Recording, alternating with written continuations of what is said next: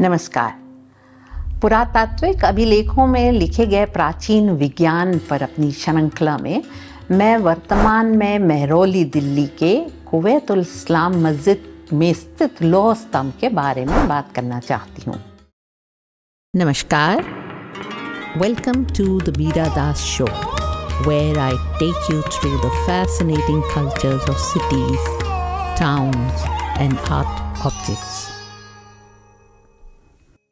पहली नज़र में जब हम भारतीय गांव और उसके कच्चे मकान, वहाँ के ग्रामीण लोग, वहाँ की अनियोजित और बेतरतीब बस्तियाँ देखते हैं तो हमको वैज्ञानिक विकास की ज़मीन का आभास नहीं होता है।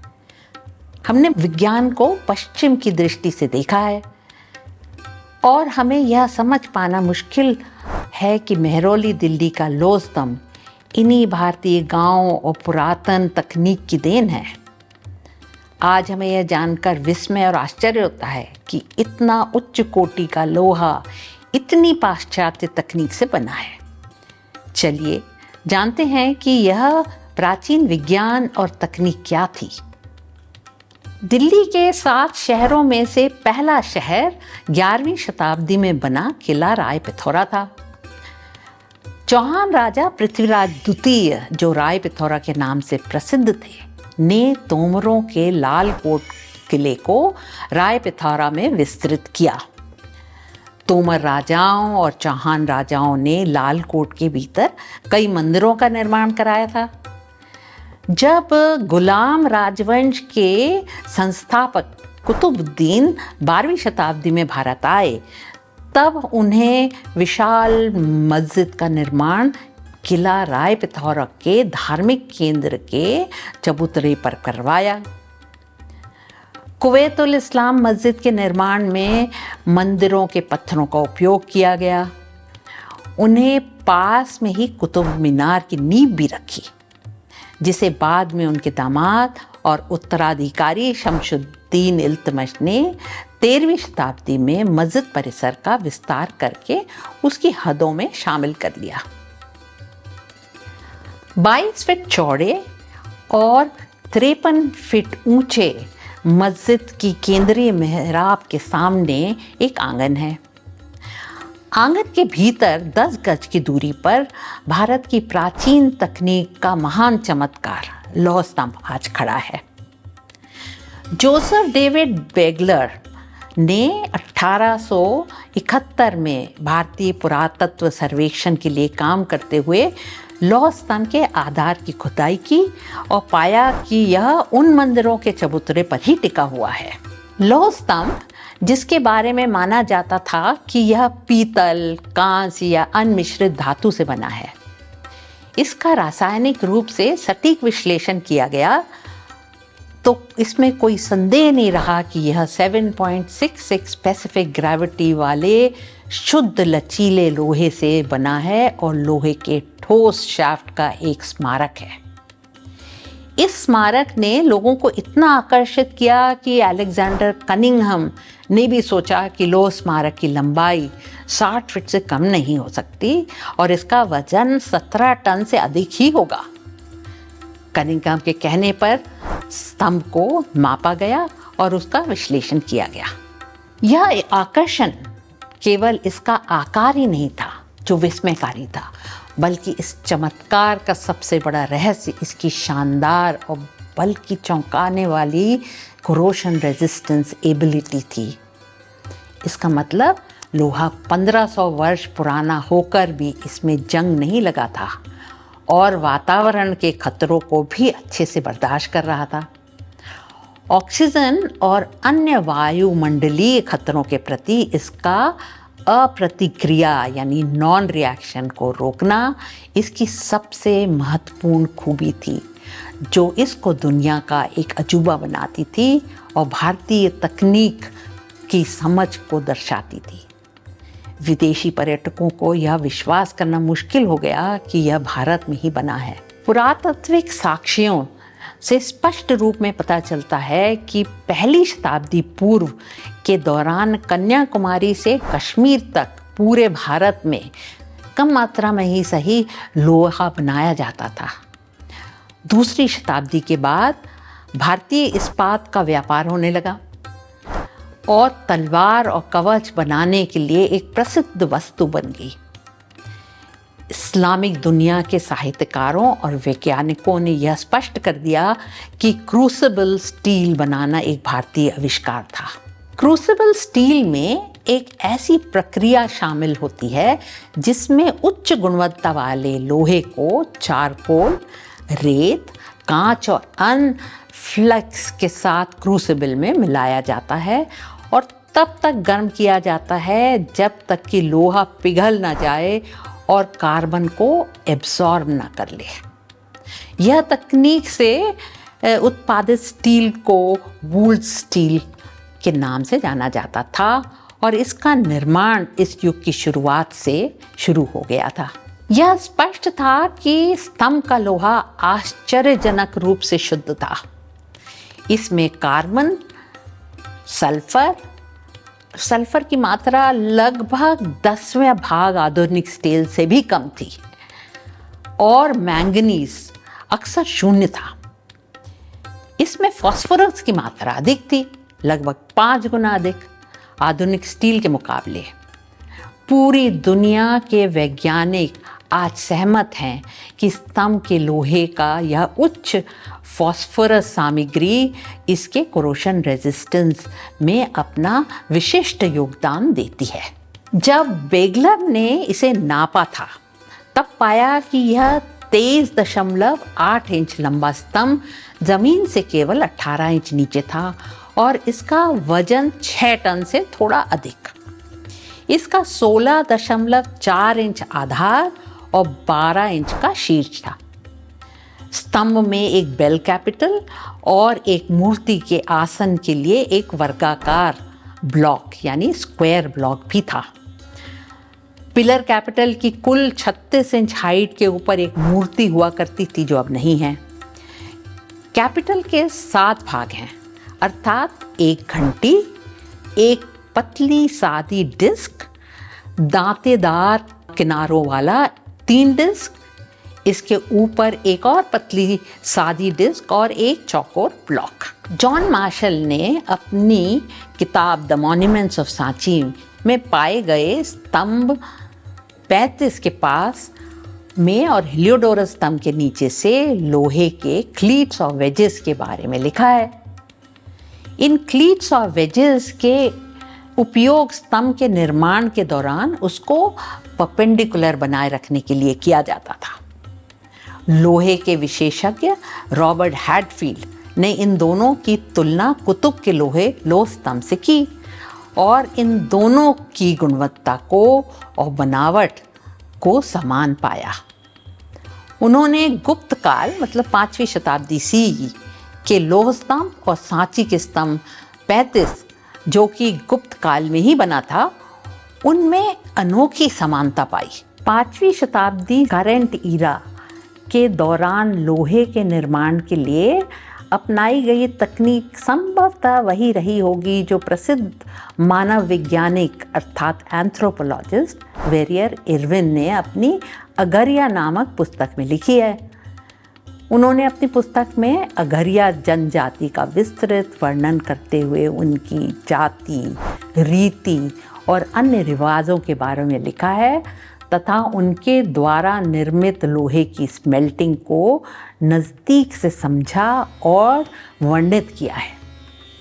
अगरिया लोगों के द्वारा उपयोग में लाए उनके उपकरणों, औजारों, भट्टियों, धौंकनी, कोयले को बनाने की तकनीक का भी वर्णन किया है। लोहे की ओर मतलब आयरन ओर इत्यादि के प्रयोग का विस्तृत वर्णन भी किया गया है।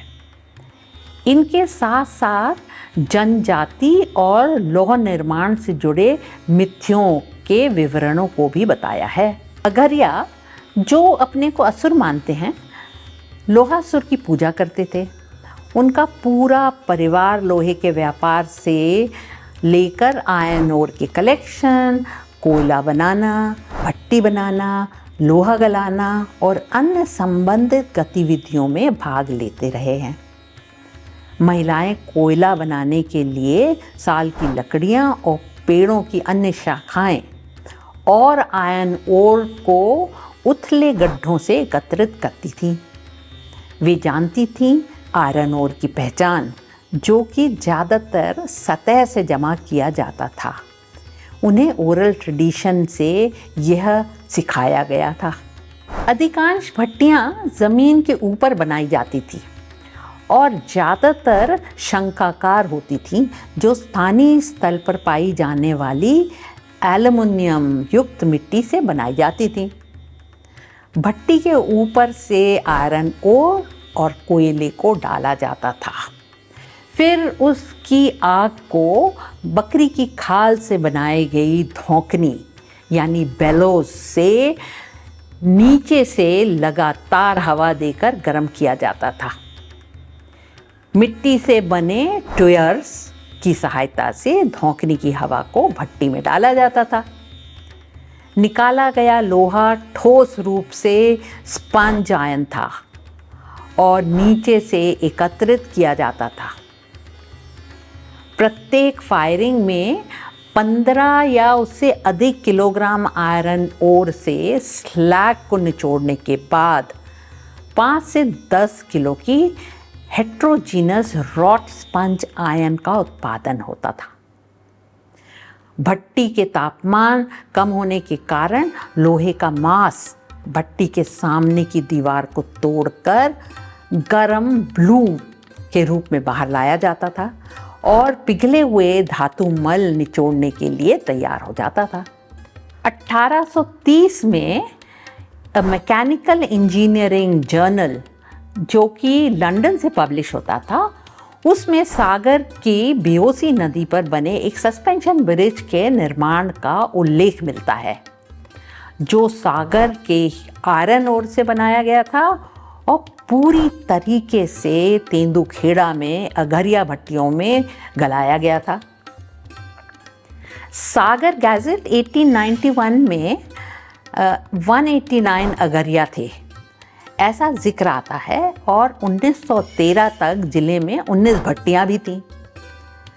भारतीय भूवैज्ञानिक सर्वेक्षण ब्रिटिश रिपोर्ट में उल्लेख किया गया है कि लोहा गलाना एक भारतव्यापी उद्योग था, और रिपोर्ट में आगे उल्लेख किया गया है कि सिंधु, गंगा, ब्रह्मपुत्रा के महान एलोवियल प्लेन से दूर शायद ही कोई जिला हो जहां पर स्लैग के ढेर नहीं पाए जाते हैं। उसमें बिल्लेरी डिस्ट्रिक्ट में कुत्तिनी के विशेष स्लैग के ढेरों का उल्लेख भी मिलता है। सागर की बेओसी नदी पर अंग्रेज़ों द्वारा 200 फीट लंबा सस्पेंशन ब्रिज का निर्माण पूरी तरह से सागर के लोहे से बनाना एक चमत्कारी और खतरनाक प्रयोग था। यह प्रयोग बेगलर के लोहे स्तंभ के विश्लेषण के पहले का था। तब तक किसी को लोह स्तंभ के गुणों के बारे में पूरी जानकारी भी नहीं थी। कलकत्ता में जो पुल बन रहा था वो अंग्रेजी लोहे से बनाया जा रहा था। वहाँ पर इंजीनियर मेजर इरविन, जो इंग्लैंड से दौरे पर आए थे, उन्होंने सागर के इस पुल को देखा और बहुत सराहा, नोबल कहा और बोला कि उन्होंने इतना सुपीरियर पुल पूरे यूरोप में नहीं देखा है। यह प्रयोग न सिर्फ अंग्रेज़ों के अपने इंजीनियरिंग पर भरोसे को दर्शाता है, अपितु भारतीय लोहे पर उनके भरोसे को भी दर्शाता है। 1902 के गैजेट में भी लोह सस्पेंशन ब्रिज का उल्लेख है, और यह कि पुल बेबस नदी, जो कि पहले बेओसी नदी कहलाती थी, पर 48,000 रुपीज़ की लागत से बनाया गया था। यह दमोह रोड पर सागर से 10 मील की दूरी पर स्थित था। 1967 के गैजेट में फ्रेंच यात्री लुई रूसले ने क्या कहा है उसका उल्लेख है। उन्होंने नदी के किनारे डेरा डाला था और नदी को एक आकर्षक नदी के रूप में वर्णित किया था। कहते हैं जिसका निर्मल जल हरे भरे ऊंचे किनारों के बीच बहता है। उन्होंने पुल और पृथ्वी की सतह पर पड़ी आयरन ओर की एक बहुत समृद्ध प्रजाति का भी वर्णन किया है और जिससे पूरे भारत में सबसे मूल्यवान लोहा उत्पन्न होता है, ऐसा कहते हैं। गैजेट कहता है पुल अब अस्तित्व में नहीं है क्योंकि सन 1944 की बाढ़ में नष्ट हो गया था। IIT कानपुर के धातु वैज्ञानिक और विभाग अध्यक्ष metallurgist and head of the department Bala Subramanian ने लोहे की आयन स्मेल्टिंग एंड फोर्जिंग की प्राचीन तकनीक पर बड़े पैमाने पर काम किया है। लौह स्तंभ पर उनकी पुस्तक में टेक्निक ऑफ फोर्ज वेल्डिंग का विस्तार में वर्णन किया है और स्वदेशी टेक्निक से गलाए गए स्पॉन्ज आयन का विश्लेषण भी किया है। उन्होंने स्पॉन्ज आयन स्मेल्टेड लम्प्स के कॉम्पोजिशन को भी समझाया है। उन्होंने स्पॉन्ज आयन से लेकर लौह स्तंभ बनाने तक की प्रक्रिया को बहुत विस्तार में लिखा है और नक्शों द्वारा समझाया है। उनका कहना है कि प्राचीन भारतीय लोहे के महत्वपूर्ण गुण जैसे उसका लचीलापन और फोर्जिंग की तकनीक से पूरी तरह परिचित थे। फोर्जिंग में सामग्री के गर्म द्रव्यमान को एक कठोर वस्तु पर रखा जाता है और फिर उसे भारी हथौड़े से बार बार पीटा जाता है ताकि वह डाई का आकार ले सके। इस बार बार के प्रभाव से धातु के दो लम्प्स ऑफ मेटल को एक दूसरे से इस तरह फ्यूज कर दिया जाता है कि वे एक हो जाते हैं। यह प्रक्रिया को फोर्ज वेल्डिंग के नाम से जाना जाता है। लोहे की बड़ी बड़ी वस्तुएं फोर्ज वेल्डिंग से बनाई जाती थीं, जिसके लिए धैर्य, कौशल और बुद्धि की आवश्यकता होती थी। 18वीं शताब्दी करंट एरा के आसपास लौह स्तंभ पर एक तोप का गोला दागा गया था, लेकिन वह इसे तोड़ने में विफल रहा। हालांकि उसके शीर्ष के आधे हिस्से में दक्षिण की ओर निशान छोड़ गया है। मैं भाग्यशाली हूँ कि इस प्रकाशित लेखों में लौह स्तंभ के मूल स्थान और इसकी राजधानी पर बाला सुब्रमण्यम के साथ 3 पेपर में भागीदारी करने का अवसर मिला। The corrosion resistance of the iron pillar come from the passivity or the theory of surface passivation, writes बाला सुब्रमण्यम। सही तरीका अपनाने से एक कोरोशन प्रोन धातु को कोरोशन रेजिस्टेंट बनाया जा सकता है पैसिवेशन की तकनीक से। उसके सरफेस पर एक प्रोटेक्टिव फिल्म चढ़ाई जाती है। बहुत अध्ययन से पता चला कि यह पैसिव फिल्म लौह स्तंभ में हाइड्रेटेड आयरन फॉस्फेट्स की है, जो कि समय होने पर उस पर चढ़ी है, ऐसा बाला सुब्रमण्यम कहते हैं। अब की बार हमने लोहा पुरातन तकनीक से कैसे बनता है यह जानकारी दी, पर यह लौह स्तंभ अपने साथ अनेकों रहस्यमयी गुत्थियां समेटे हुए है। इस लौह स्तंभ को किसने, कब, कहाँ और क्यों बनाया, इस पर हम अगले भाग में विचार करेंगे। तब तक के लिए विदा लेती हूँ। धन्यवाद। आशा करती हूँ आप अगला भाग देखने ज़रूर आएंगे। नमस्कार। मैं यह एपिसोड डॉक्टर बाला सुब्रमण्यम को डेडिकेट करना चाहती हूँ, जिन्होंने मुझे लौह स्तंभ के बारे में बहुत ज्ञान दिया। पुरानी लौह तकनीक के बारे में भी बहुत जानकारी मुझे उनसे प्राप्त हुई। उनके साथ मैंने 3 पेपर लिखे हैं, लौह स्तंभ की ओरिजिनल लोकेशन के ऊपर, लौह स्तंभ में ऊपर क्या कैपिटल था उसके बारे में, और इसके लिए मैं बहुत आभारी हूँ।